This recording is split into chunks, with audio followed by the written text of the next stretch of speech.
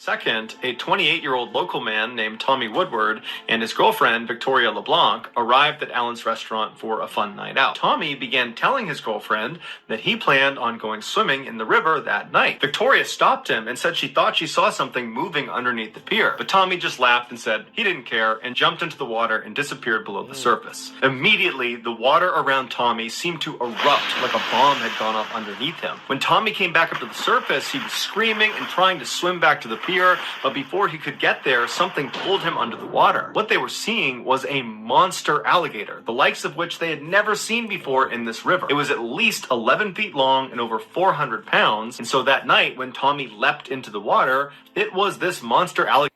Man, look, so a friend of mine told me about these videos and that this guy posts, and said that they're pretty interesting stories and really detailed. And so I'm just checking them out. Checking them out for the first time, trying to see what's going on. Man, yeah, man, so far, man, I like it. Let's see what's going on. Alligator's feeding time, and so Tommy became its dinner. About 2 hours after Tommy was attacked, what was left of him was recovered from the river. Tommy became the first alligator-related fatality in Texas in nearly 200 years. A few weeks later, on July 2nd, a 28-year-old local man named Tommy Woodward and his... Why would he jump in there at night, though? Why would he jump in there? Why would you jump in there at night where you know there could possibly be alligators?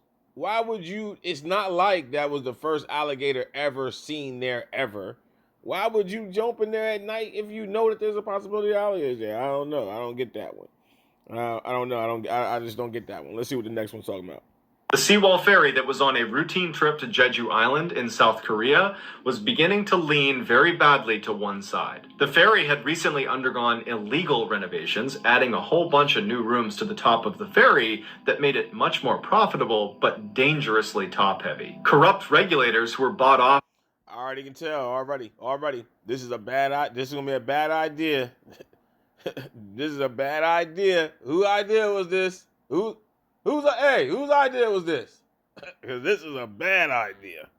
Let's go. With fancy dinners and travel, allowed the ship to sail unsafe. Had they gone on the ship themselves, they would have seen immediately how unsafe it was. Ferry workers had loaded twice the legal limit onto the ferry and then hadn't properly secured really any of it. So there were cars and shipping containers that were not tethered. So as the badly balanced seawall ferry is making its way out to Jeju Island, it hits some very strong currents and makes a sharp turn to avoid them, causing it to completely roll over on its side and begin sinking. On board were 476 passengers, of which 325 were high school students on a school trip. Of the 476 passengers, 304 would perish. The seawall ferry that was on a routine trip to Jeju Island, at some point the officer just kind of had enough and he said, hey, you know what, I'm going to need to search your vehicle. He opens up the door and goes inside, and there's nothing out of the ordinary in the front. I know this guy. This guy is... Well, I don't want to spoil it for anybody who probably haven't seen. You guys probably seen these already. But I know this guy. This guy here, this low-down, dirty piece of nothing. I know him. He. Let's get into it. I'll get into it after he tells the story. But I know this old guy here. He's been doing it for a long time. To seats. But when he looks into the back section where there was a sleeping compartment, because this is a big 18-wheeler and there's like a little area in the back of the cab where these guys doing these long drives can sleep. When he looks into that section, he sees there's this woman with her mouth gagged, handcuffed, huddling in the corner of this sleeping section, looking absolutely terrified. The officer immediately gets out and he grabs the guy and he puts him under arrest. As he's arresting him, the driver is saying, no, she wants to be here. She chose to be here. But the officer didn't buy it. And he said, you're under arrest for kidnapping. The officer puts this guy in his cruiser and shuts the door, and then he calls for backup. When backup arrived, they were able to take the woman out. She was unhurt. She survived. But it would turn out that she was one of the very, very lucky few, because the driver was Robert Rhodes, aka the truck stop killer, who over the previous 20 years had killed over 50 women. At some... Wow, yeah, I know that guy. I remember that guy. Yeah, he was kidnapping women and killing them. Yeah, I remember that guy. I can't remember the story. It's a while back, but I do remember that. But he said She wants to be here. She wants to be gagged. She wants to be in the cab. What are you talking about? She asked me to put her in here and tie her up and gag her. Like, yeah, she asked me to do that. What? Next. Ballen, who was a Hawaiian native himself, didn't spend much time in Oahu with his grandmother, and since he was here, he figured he would do the one thing he had always wanted to do, which was to climb the island's very famous and very illegal haiku stairs. These stairs were a very narrow, rusty, not well maintained, 4,000 step staircase that weaved its way up the side of. Whenever they say something is very high, very scary, and very illegal, don't go there. That means do not go there. Why would you go there? Why would you do it? Everybody think they're Superman or they're thrill seeking. They say it's illegal and it's very dangerous. Illegal and very dangerous is a combination that spells get your ass out of here. Let's go. This Hawaiian mountain. By that night, when he didn't come home, the family was really concerned and they told police. Police launched this huge search for him. They're looking all over the stairs. They got helicopters out. The Navy gets involved. There's no sign of him. He's just vanished. When people reviewed some of his last photos that he had posted to social media, they noticed something in this picture. This shot looks like he's just taking a picture of the dense forest around the stairs. But if you look more closely, there is a man. Yeah, there is someone down there. Holy shit, Bert. Oh, my goodness. There is somebody down there. Oh, hold on. Let's get back into this. What's going on? What's going on again? And very clearly crouched down a little ways down the trail that appears to be hiding. Many people believe that that guy was following Ballen and at some point attacked him. Ballen, who was a Hawaiian native himself, didn't spend much time in Oahu with his grandmother, and since he was here, he figured he would do the one thing he had always wanted to do, which was to. About a month later, on the evening of October 22nd, Josh sent Rebecca a Facebook message asking her if she would meet him the following day in the woods near their home. This was a popular hangout spot for teens, and so to Rebecca, this constituted a date. And so Rebecca was excited and told him, sure, I'd love to go. And so Josh led Rebecca for quite a while deep into the woods until he came to a stop. And while they were stopped, Rebecca at some point turned to look at something, and with her back to Josh, Josh reached down, grabbed a very heavy rock, and proceeded to beat her to death. Are you fucking serious, bro? Why would you do that? Why would you take the girl on a date and then kill the girl? For what? What are you doing? What kind of date is this? Ridiculous. Afterwards, Josh called his friends to see what they were up to, and they asked him if he was still with Rebecca. And so Josh is standing over this poor girl's lifeless body, and he says to them, define with. Later that day, Josh brought his best friend into the woods and showed him Rebecca's body. And then less than 24 hours later, that friend would tell police what Josh had done. Here is a photo of Josh with Rebecca shortly before he killed her. Low down piece of shit. The security cameras inside the church capture Missy walking in through the front doors at 4:20 in the morning. Then, just before 5 a.m., the first couple of students arrived at the classroom, and they walk in to find Missy laying on the ground, bleeding from her head, totally unresponsive. They call 911, police and paramedics show up, and as soon as they get there, they pronounce Missy dead. Earlier that morning at 3:50 a.m., an unknown figure wearing police tactical gear from head to toe breaks into the church. From 3:50 in the morning when they first get inside the church to 4:20 in the morning when Missy walks through the front doors, this unknown figure just kind of strolls casually up and down the halls of this church. As soon as Missy made her way into the classroom, the assailant followed her and proceeded to beat her to death with whatever they were holding in their hand. Wow, that's crazy. Police officer? Was it a police officer? Oh, they were dressed up as a police officer. Wow, that's crazy. Next. Then at some point, as the search party moved farther and farther down the beach, they heard the sound of someone screaming in the distance. And it sounded like a woman, and Nicola's father said it sounded like his daughter. And so they all start running in the direction of the screaming, but it's so far away and it's so dark that they can't make out who it is or even where they are. And after they ran down the beach a ways, the screaming just stopped. The next morning, when the police were still on the beach looking for Nicola and now looking in the hotel as well, the tide went out, and that's when they discovered Nicola. After she left the bar, Nicola did go up onto the beach to watch the sunset. And so as she walked away from the resort, watching this beautiful sunset, she walked deeper and deeper into the water until she was almost waist deep. And at some point, she hit a patch of quicksand and sunk into it. And so she began screaming and yelling for help, but no one could hear her because she was so far away from the resort. And so for hours, she sat there as the tide slowly came in, and she was just pinned, waiting to drown. And then finally, when people realized she was missing and that search party was within earshot of her, it was too late. And at some point, as the search party moved farther and farther down the beach. Wow, man, that's tough. Man, god damn. Why would you be out there though at night though? I mean, look, come on. Why would you be out there? You can't see. What are you doing? You're by yourself. You're a woman. Things get. I don't know. Let's go. Tyler and his instructor walked over, but Tyler stopped on the tarmac. He took a knee and prayed, and then he stood back up. He turned to his mother. Right off the back, we already know how this one's going. Jesus. He waved one more time, and then he boarded the plane. After a little while, the plane took off, and then after a little while longer, it was up at 13,000 feet, flying in circular patterns. And that's when Francine started looking up, looking for her son, and at some point, she started seeing jumpers come out of the plane. And they were so far away, she couldn't possibly make out who was who. As they got lower and lower, and you could actually start to make out who the jumpers were, she didn't see her son. And that's because her son's parachute never opened, and unfortunately, his instructor, Yang, was not able to fix the malfunction or fire off the reserve, and so they both crashed into the ground, killing them both instantly. Wow. Terrible.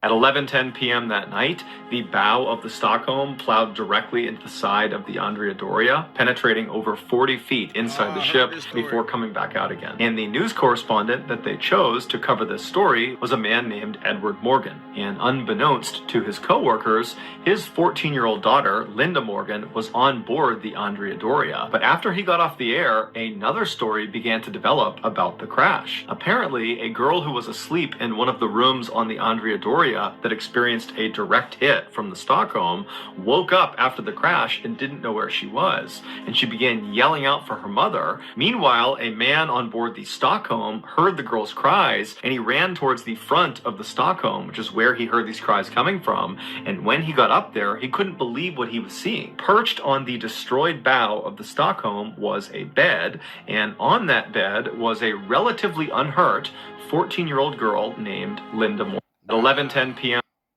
And as she's making the salad, she crushes up the sleeping pills and mixes the powder with the... She looks shady. She looked real shady. I wouldn't eat nothing. What do you mean? She looks real shady. She did something wrong. I can tell you that. Couple things wrong. Salad dressing and gives that to Valentina. And Valentina, who's very hungry, eats the whole salad and doesn't notice anything is wrong. Tamara just goes up to her room and goes to bed. A couple hours later, at about 2 a.m, she goes back down to the kitchen and she sees Valentina is passed out on the ground. She takes out her hacksaw that she had borrowed from the neighbor earlier in the day and proceeds to butcher Valentina. And oh my God, hacksaw granny. What is she do? Oh my God, for what? What are you killing this woman for? Jesus Christ, you ain't got that many friends. I can tell you right now, you ain't got that many friends. You ain't got that many friends. Why would you kill? That's probably your only friend. Like, what are you doing?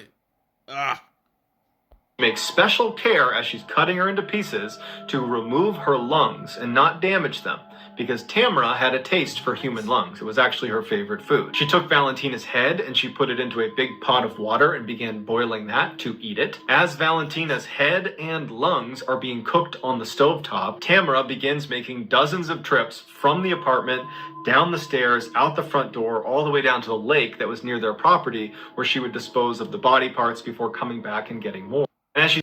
Look, I gotta say this, man. Listen, I've never done it.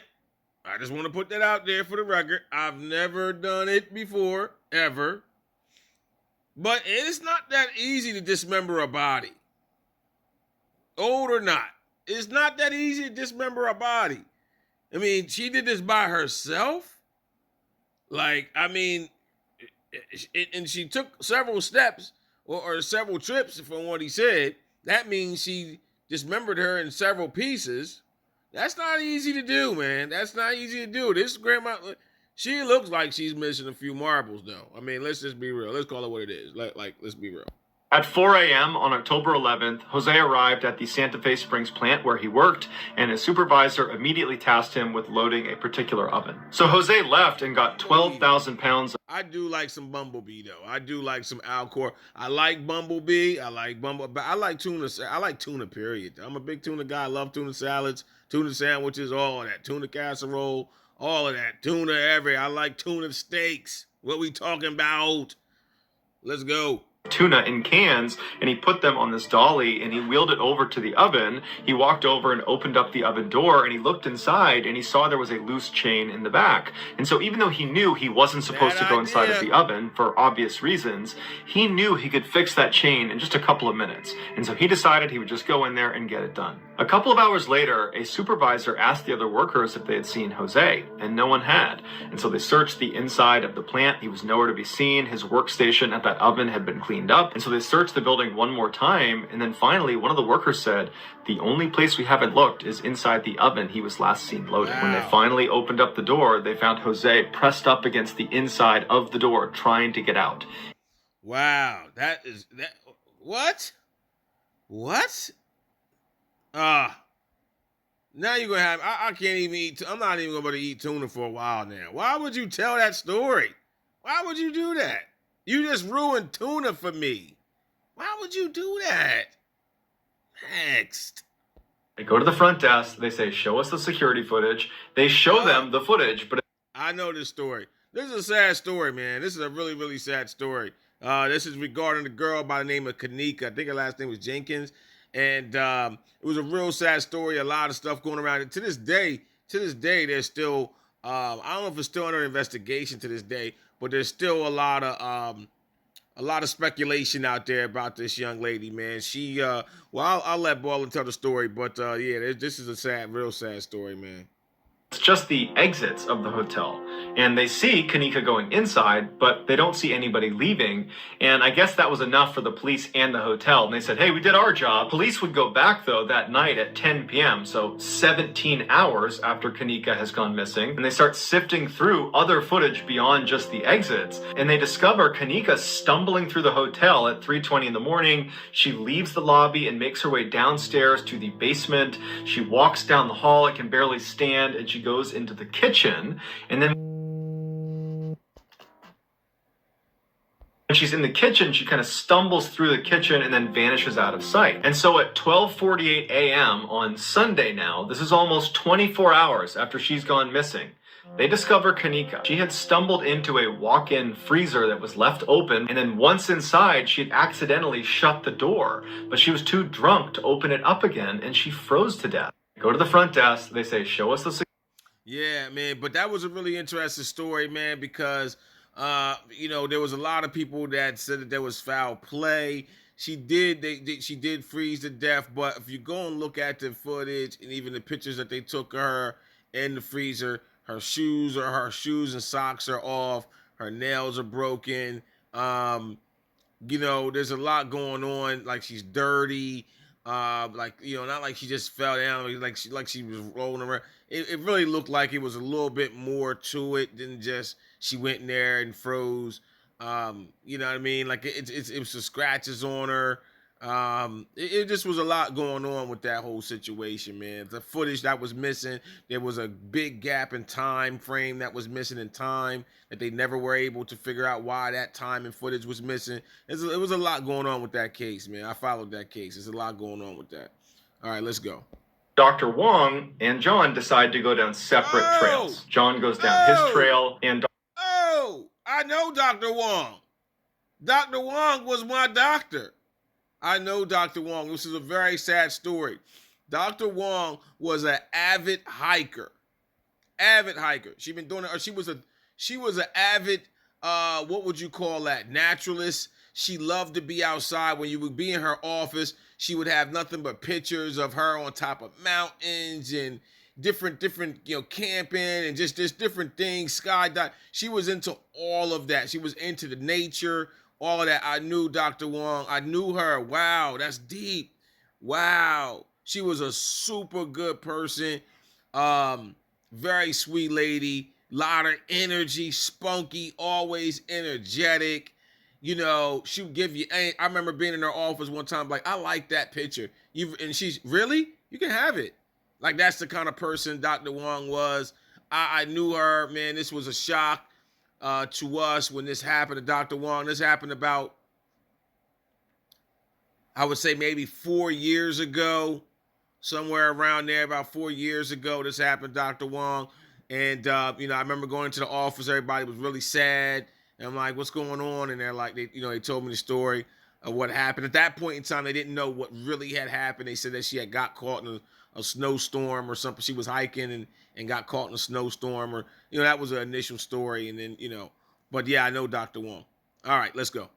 Dr. Wong would go down her trail and she doesn't show up at the bottom. John's down at the bottom. He's waiting for her. He starts making his way over and looking up the trail. He can't see anything. There's no indication that someone's been hurt. Ski Patrol goes up and they're looking for tracks coming off of the trail, but there's no tracks anywhere of somebody leaving the trail. So the Ski Patrol gets in touch with the sheriff's office, who come out and launch an absolutely massive search. But by the end of the day, there was no sign of Dr. Wong, and even more strangely, they had searched all 75 trails on Bear Valley Ski Resort, and there was not one indication that someone had skied off of any of the trails or even walked off any of the trails. 4 months after she went missing, her remains and ski equipment were found about a half-mile south of the ski resort in this deep ravine, heavily forested, well off any marked trail. So how did she end up in this impossible area, and why weren't there any tracks leaving the mountain? Dr. Wong. Yeah, man, that was deep, man. Man. Man, we miss you, Dr. Wong, in the office, man. I'm still going to that doctor's office, but, man, yeah, that was tough, man. That was tough, man. And her daughter had just got married, you know, or something like that. And, yeah, man, that was deep, man. She was so happy. No, I think her daughter was just going to have her first grandchild. I think that's what it was. And she was so happy. Yeah, her daughter was beautiful. Oh, man, it was deep. Let's go. He got into the venue. He got on stage. His band was getting ready. Thousands of people. I know this story, too. I know this guy. This guy was like a gangster, like what you would consider gangster rap. He was a gangster, machete, whatever you would call those Mexican entertainers. But he was a Mexican entertainer, but his music was about gangster, like cartel gangster stuff. Like, it was just crazy. He was the first one to ever do it, and he blew up. Like, people love this dude. Like Tupac loved this guy. Like, he was like oh man, it was crazy. But yeah, he was killed or something. I can't remember what happened, but yeah, he was like the gangster godfather, the godfather of gangster Mexican music, I guess you would call it. I'm not sure what they call that music, but yeah, let's go. People were coming into the audience, and before the show started, somebody handed him a note. And so Chileno takes the note, he's smiling, he's kind of looking around at the crowd, and then he looks down at the note and he reads it, and right away his expression completely changes. He looks distressed, he rubs his brow, he frowns, he kind of looks up at the crowd like he's looking for someone, and then all of a sudden he just snaps out of it, takes the note, puts it in his pocket, picks up the microphone, and proceeds to give one of his best live performances to date. After the concert was over, Chileno made a special effort to say bye to everybody in his band, and he said bye to some people in the crowd, and then finally, after this kind of long drawn-out goodbye, he walked out the back door. Shortly after, he was kidnapped, tied up, and then shot in the back of the head, execution style. It would turn out that note he received on stage was from his killers, who we don't know exactly who they are still to this day, but the note said, after this performance, we're going to kill you. He got into the venue, he got on stage, his band was getting ready, thousands of people were coming into the audience, and before the show started, somebody... Man, he looked really stressed, man. Like, yeah, I remember that situation, man. I don't remember exactly what happened with the kid, but I remember him. I remember who he was, man. This was like in the early 90s, maybe. Yeah, man, he was like a big deal, man. He was a real big deal. But anyway, let's go. Next. And from the looks of it, it seems like Wu is actually pretty nervous about this stunt. Man, I know all of these, man. I know all these stories. I either know the person, know the story, or something. I know this guy. This is Wu. Everybody knows who Wu was, though, right? You know who Wu was? Everybody knows who Wu was. Wu was one crazy Man, Woo, this guy used to do stunts for views, basically. And he would go on top of the highest building he could find and do the craziest stuff. Like run up to the edge of the building and do a handstand, run up full speed and do a handstand and come to a stop. Or use one of those little balance beam scooters things, whatever you call those, hoverboard type things. He would use that and go straight to the edge and balance it out and stop. Or roll his body forward where his legs would be hanging off the edge. He would land where his legs would be hanging off of the edge of the building. I mean, and this was like no safety harnesses, no nothing. And but I'll let him tell the story. And normally when you watch Wu's videos, he doesn't seem nervous at all, even leading up to his stunt. But this one just seemed different. And so after, again, wiping down this ledge as much as he possibly could, he gets himself ready, lowers himself onto his arms, he lets his legs drop over the edge of the building, and then he goes to full extension. And from there, he does 2 complete pull-ups, and then after the second pull-up, he begins to try to pull himself back up to safety. But he's fatigued, and he can't quite get himself up over the edge. He starts to use his feet to try to use the glass to push himself back up, but he can't get a grip. And for the next 15 seconds, Wu is desperately trying to get himself up and over this ledge. He's trying to muscle himself up, but it's obvious he's completely fatigued, but there's nobody up there to help pull him up.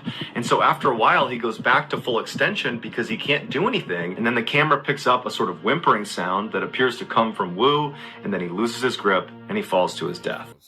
And from the Yeah, man, I remember that. And you know what's interesting about that situation is when he fell to his death, it was live. Like he was filming this live, and when he fell, everybody seen him fall. I wasn't watching it live, but I actually seen it. It's on YouTube. I mean, you don't see him, fall to his death. You just see him fall because he falls out of frame of the camera. But you do see him fall, lose his grip, like you see it, and you see him fall. But man, yeah, that dude was crazy, man. Like I listen.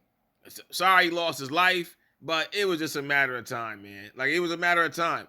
You know what I mean? I think he was married or getting ready to get married or something like that. Because I did read up on the story a little bit, and he was doing it to raise money for his wedding or something like that, or his family or something like that.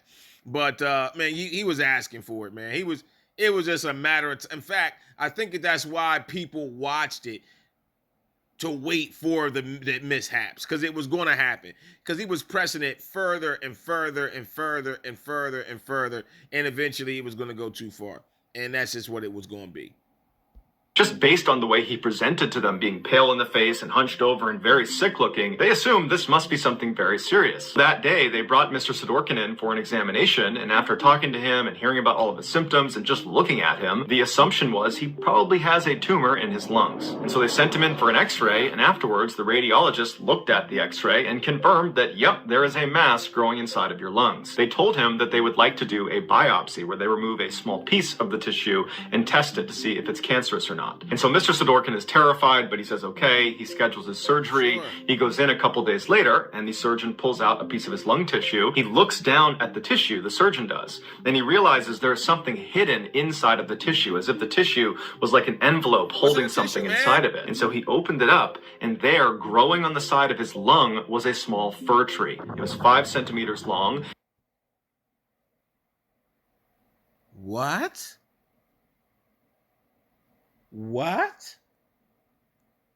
It's a tree growing in his lungs? Hold up. Explain. It was green. It looked very lively. It was just a thriving little tree. Just based on the way he presented to them, being pale in the face and hunched over and very sick looking, they assumed this must be something very serious. That day, they brought Mr. Sidorkin. I gotta research that and find out what that's about. That's crazy. A tree growing in his lungs. What? I gotta research that. I'm gonna bring that back to y'all, because I gotta understand that. What do you mean, a tree in his... Wait, what? Now, I understand that there are little mini trees, like that statistically it's a tree. But I gotta look at that one. Anyway, look, guys, I gotta get out of here, man. Peace, blessing, and y'all be good to each other.